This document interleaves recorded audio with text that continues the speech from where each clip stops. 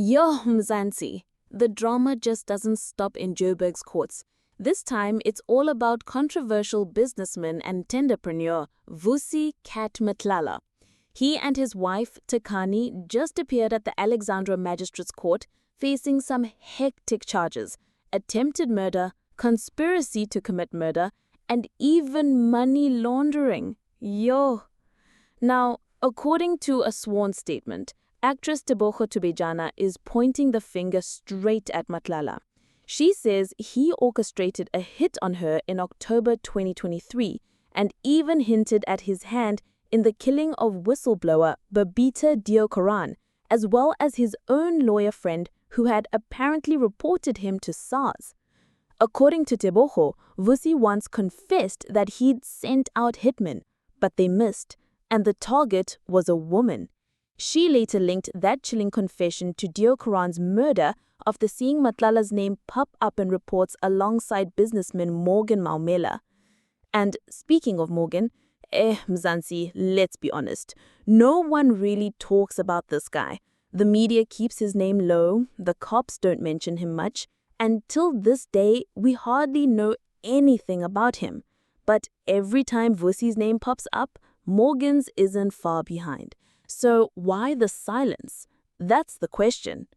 Back to Tebogo's statement, she claims it wasn't just Vusi. She says Tsakani, Vusi's wife, was also involved in plotting her downfall, all because of jealousy over Tsakani's baby daddy, Kabelo. Apparently, Tsakani even used her connections as CEO of Cat Security to line up the hitmen. Yo, Mzansi, this is starting to sound like a Netflix crime drama. But here's where it gets really interesting. Enter Serge. Now, Serge is someone Tebogo trusted with her suspicions. She says she confided in him, telling him straight up that she believed Vusi was behind Babita's murder and his lawyer friend's death. But here's the twist. According to Tebogo, Serge has this habit of recording every single conversation, and she suspects that Serge might have sold those recordings back to Vusi. Think about that for a second, Mzansi. If true, Serge could have handed Matlala the very evidence that made him paranoid, and that paranoia could have fueled the hit attempt on Tebogo. That's not just betrayal, that's deadly betrayal. Tebogo's statement also dives deep into her messy history with Vusi. She says when they met back in 2021, he told her he was going through a divorce.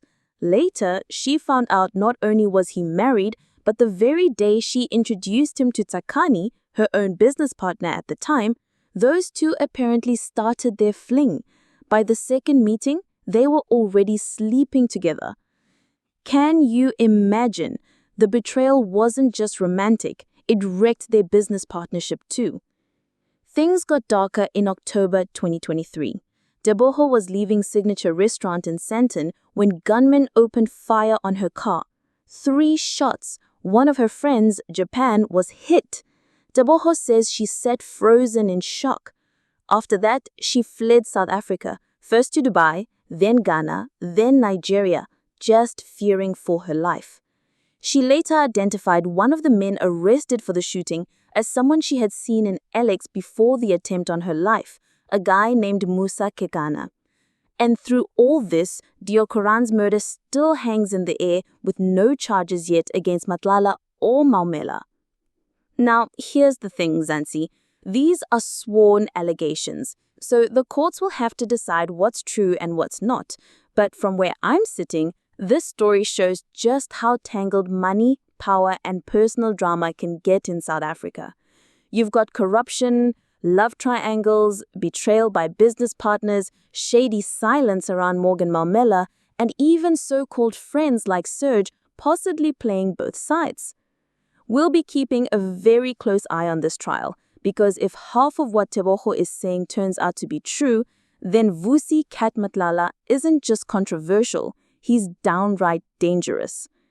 Until then, Zansi, keep your eyes open, stay sharp, and don't forget, sometimes the real-life stories here make Isibaya look like a fairy tale.